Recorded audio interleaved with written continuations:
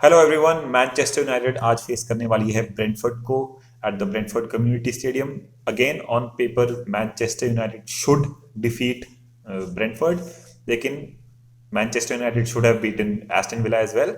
Manchester United should have beaten Aston Villa especially when we were leading 2-0, but then हम सबको पता है कि क्या हुआ उस गेम में, और उसी को देखते हुए I guess this game could be tricky as well because Brentford have been doing pretty well in the Premier League even though they have just been promoted. They are sitting at 14th position, 10 points away from relegation. But interesting ये है कि they are just 2 points away from Leicester who sit 10th. So if they are able to win against United and Leicester lose their game against Tottenham Hotspur, तो Brentford could end up in the top half of the Premier League by the end of tonight. तो interesting match हो सकता है considering Manchester United is not in form at the moment. Talking about the opposition, Brentford championship में दे like to play 4-3-3, लेकिन जब से वो premiere League आए हैं they have stuck to that 3-5-2 जो हम नॉर्मली देखते हैं बॉटम हाफ की टीम से। 3-5-2 या 5-3-2 जो भी आप उसको देखना चाहें। लेकिन इंटरेस्टिंग ये है, मैं 3-5-2 इसलिए बोल रहा था because they are not as rigid as other bottom half teams like Burnley. वो अपनी फॉर्मेशन को लेकर इतने रिजिड नहीं है। रोटेशन हमको काफी देखने को मिलती है उनके मिडफील्डर्स और फुल बैक्स में। फुल बैक्स काफी ड्रिफ्ट इन करते हैं और midfielders they like to go wide.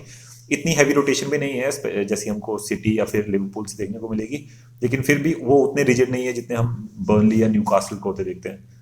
Again just like any bottom of team, एक टैक्टिक जो हमको देखने को मिल सकती है इस गेम में वो है long ball, and they will use it a lot considering their forwards Ivan Toney and Buemo. They have both been incredible this Premier League season for Brentford. In total I guess 11 या 12 goal contributions हैं।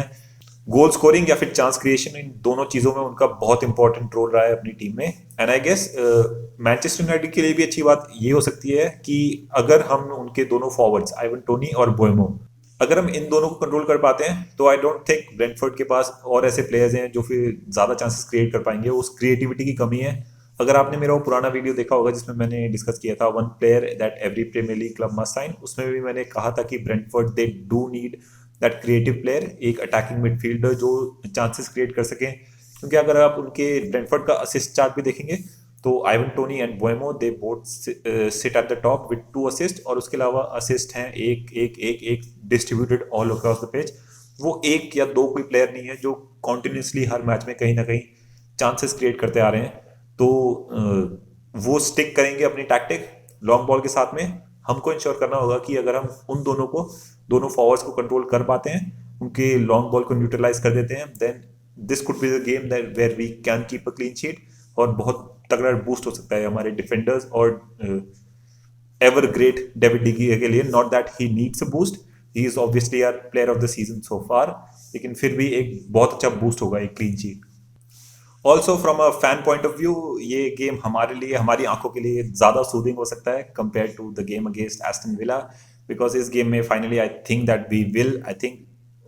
आई believe that we will control a lot of possession. अगर हम ये भी नहीं कर पाते हैं यार तो बहुत डिसअपॉइंटिंग होगा, कंसिडरिंग कि जो एस्टन विला के गेम में हुआ था यार। इस गेम में हमको बहुत ज़्यादा कंट्रोल दिखाने की ज़रूरत है, नहीं तो फैंस बहुत ही ज़्यादा डिसअपॉइंटेड होंगे। एस्टन विला के गेम में हम लोग कॉन्टिन्यूसली ड्रॉप बैक कर रहे थे, बहुत ही डिफेंसिवली खेल रहे थे, बिल्कुल भी अटैकिंग अप्रोच ही नहीं थी गेम में। आई डोंट नो ऐसा क्यों था। ऑब्वियसली वी हैव प्लेयर्स जो काउंटर अटैक में बहुत अच्छा परफॉर्म करते हैं, लेकिन इसका मतलब ये नहीं है यार कि हम बॉटम हाफ की टीम्स के साथ भी काउंटर अटैक ही खेलते जाएंगे। But then Brentford do like to play direct. They do not like to play between the lines like Aston Villa.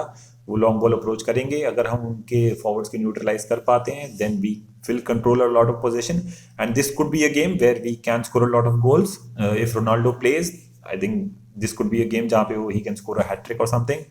Then again, for other players like Rashford, Sancho, and Greenwood, this could be an opportunity to chip in with goals or assists. I think that this game could be way more interesting than the one against Aston Villa, जो उनके fans के लिए interesting था, लेकिन Manchester United fans के लिए ये match offensive point of view से बहुत इंटरेस्टिंग हो सकता है। ऑल्सो ब्रेंटफोर्ड वो इतने अच्छे फॉर्म में नहीं है। They have lost their last 2 games, Southampton and Liverpool. They have considered 7 goals in those 2 games और सिर्फ एक गोल स्कोर किया है। तो ये एक अच्छा स्टेटिस्टिक है एक Manchester United point of view से देखने के लिए। I think we can see lot of goal scored in this one, and I think that हमारी डिफेंस को इधर इतना काम नहीं करना पड़ेगा। Now coming to team selection, I think I think that Maguire could be a good choice in this one. Generally, I feel that Lindelof and Varane, this is our best centre back partnership. लेकिन इस game के लिए I think that Maguire should come in place of Lindelof because Lindelof जितना भी अच्छा है, पर we know that he has that weakness in terms of physicality and winning the ball in the air. And considering that Ivan Toney and Boemo are going to be the main man for Brentford, I think Maguire should come in this game. इतना pace या फिर acceleration नहीं है उनके forwards के पास में, जिसकी वजह से मैगवायर को स्ट्रगल करना पड़े. And he is good in the air, जो भी हो, लेकिन he is that slab head, तो वहाँ उसका हमको फ़ायदा हो सकता है इस गेम में. I think Maguire should come in. Full backs की बात करें तो I think that Rangnick can go with Telles and Dalot again, क्योंकि बहुत आई थिंक वो ना उनको एक ऑफेंसिव पॉइंट ऑफ व्यू से बेटर लगता है. Dalot is obviously offensive point of view से बेटर है देन एरन वैन बिसाका, लेकिन ल्यूक शॉ और टेलेस को लेके मैं अभी भी थोड़ा डिलेमा में हूँ कि कौन सा बेटर है कौन सा नहीं है. Obviously Luke Shaw he has had some incredible games for United और बहुत टाइम से यहाँ पे है, तो थोड़ा वो सेंटिमेंटल वैल्यू रहती है ल्यूक शॉ के लिए. लेकिन Telles he has been performing really well under Rangnick, तो I guess Rangnick will prefer him. Coming to the midfield, जैसा रैंगनिक ने अपने प्रेस कॉन्फ्रेंस में कह दिया है कि we will be playing a 4-3-3, 3 midfielders, एक होल्डिंग और 2 नंबर 8. 2 नंबर 8 कह रहा है, लेकिन ऑब्वियसली ब्रूनो इज देयर, तो he will be playing that number 10 role. तो होल्डिंग में I guess we will see Scott McTominay. Number 8 की पोजीशन में वी विल सी फ्रेड, और जस्ट इन केस रैंगने के दिमाग में कुछ और आता है, you can give Donny van de Beek a chance, but I think कि most probably we will see Fred up there. And then the other midfielder, we all know Bruno will play in that number 10, number 8 role, जो भी वो रैंगनिक देखेगा. Up front रैंगनिक ने कहा है कि Ronaldo and Rashford they are up for selection. मुझे नहीं लगता यार कि रैशफोर्ड इस गेम में खेलेगा. आई think this could B too early for him, considering कि उसका इंजरीज का ना बहुत टाइम से चल रहा है. रोनाल्डो को इतना लंबा नहीं है, लेकिन रैशफोर्ड का काफ़ी लंबा इशू चल रहा है, एंड ऑब्वियसली उसकी वजह से उसकी परफॉर्मेंसेस भी डिप करते आए हैं. तो आई थिंक उसको प्रॉपर रिकवरी देके अगर वो वापस आएगा, we can see Rashford into that उस कैलिबर के साथ में जिसमें हम मैनचेस्टर यूनाइटेड फैंस 2-3 साल पहले देखते थे. तो I think this could be a game too early for Marcus Rashford, but I think Ronaldo will come into the game. Then I definitely want to see Greenwood into the 11. In the 11, क्योंकि Greenwood is a player that I absolutely love, and I think that he deserves a lot more chances than he actually is given. Foden, Vlahovic, आप जिसकी बात करें, I think Greenwood would have been in the discussion उस level के players में if he was given a lot more chances at Manchester United. The sole reason कि उसकी discussion नहीं होती है इन टॉप यंगस्टर्स में is that he is not given so many chances at Manchester United. On the left, ये काफ़ी interesting हो सकता है, क्योंकि I think that Jadon Sancho again will get his chance. Just in case Rashford is fit enough to play in this game, I think Rashford could be up there, लेकिन I think Jadon Sancho will get his chance again.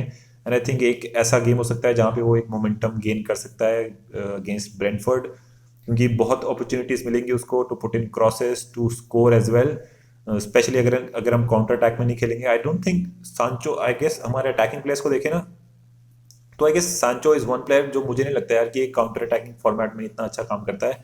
I think he likes to have the ball at his feet, और उसके सामने 2-3 defenders हो. तो I think ये एक scenario है जो जेडन सांचो बहुत प्रेफर करता है, इसीलिए I want to see Jadon Sancho in this game on the left. इस गेम को अगर हम यार एक पर्टिकुलर गेम के पॉइंट ऑफ व्यू से ना भी देखें ना, तो यार ये गेम हमारे लिए बहुत ही ज़्यादा इंपॉर्टेंट होने वाला है, क्योंकि इसके आगे के 5-6 गेम्स हमारे पास रिलेटिवली ईजी हैं. Will be facing Burnley, West Ham, Leeds, Southampton, Watford, and then फरवरी एंड के बाद मार्च में जब हम आएंगे, वहाँ पे will be facing Manchester City, Tottenham Hotspur and Liverpool, 3 in a row. तो ये गेम हमारे लिए बहुत, ये फिक्सचर लिस्ट जो होगी मार्च की, हमारे लिए बहुत डिफिकल्ट होने वाली है. तो अगर हम थोड़ा मोमेंटम कैरी करते हैं जनवरी फरवरी में, तो फाइनली हमारे पास मार्च में आके एक अच्छी अपॉर्चुनिटी हो सकती है to kick in to that top 4, जो आई गेस थोड़ा ओपन हो गया है with the kind of results Chelsea have been having. तो अगर वो इसी फॉर्म के साथ चलेंगे तो वो टॉप 4 का स्पॉट काफ़ी ओपन हो गया है. Spurs, they do have their games in hand, but again if we carry this momentum, I think we can finish top 4. फिलहाल के लिए तो बहुत ही दूर लग रहा है, लेकिन फिर भी I guess there no shame in trying. अगर हम 4 5 6 7 गेम्स के रन पकड़ लेते हैं जहाँ पे हम 6 7 गेम्स लगातार जीत जाएं, I think that we can finish in to that fourth spot. Again, my prediction for this game is a Manchester United win, and I am going for a 4-0 absolute thrashing of Brentford, considering कि उनके defensive issues बहुत ज़्यादा हैं. Last 2 games में उन्होंने 7 गोल कंसीड किए हैं. Even though we are losing, we have been scoring goals, and considering कि रोनाल्डो वापस आ सकता है into the team, I think that this could be a game we can absolutely thrash Brentford, totally control the game, और एक अच्छा momentum carry करके we can get through January and February with lot of wins, and then we look forward to March. March बहुत ही interesting महीना होने वाला है, so look out for that.